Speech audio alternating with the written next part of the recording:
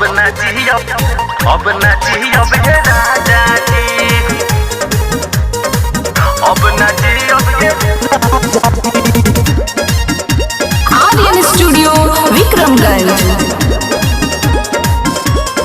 अगल में सीसी बगल पचीसी, अब न जियब ये राजा जी, अब न जियब ये राजा जी।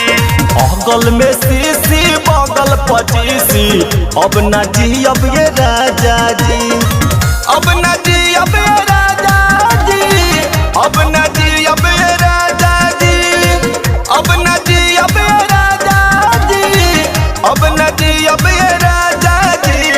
अगल में सीसी बगल पचीसी, अब न जियब हे राजा जी, अगल में सीसी बगल पचीसी, अब न जियब ये राजा जी।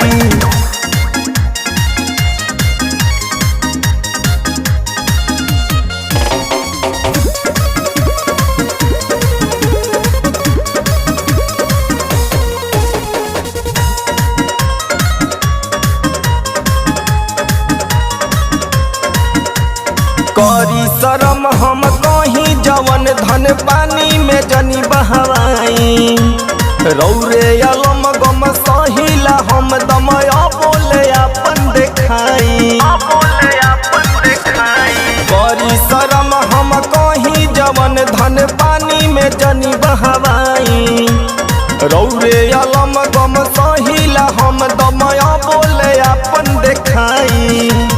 नहीं तो जिंदगी के कहियो कट जाई टीसी राजा जी, नहीं तो जिंदगी के कहियो कट जाई टीसी राजा जी।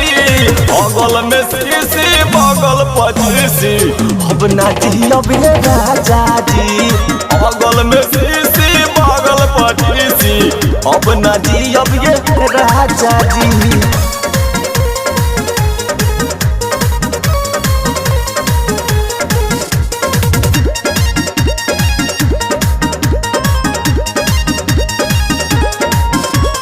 रहीला तंग पुष्पा करके संग छोड़ी शंभू राहुल अजित के, पिया अनिल दिल तोड़ी नायब बस फेरा में रही संगीत के,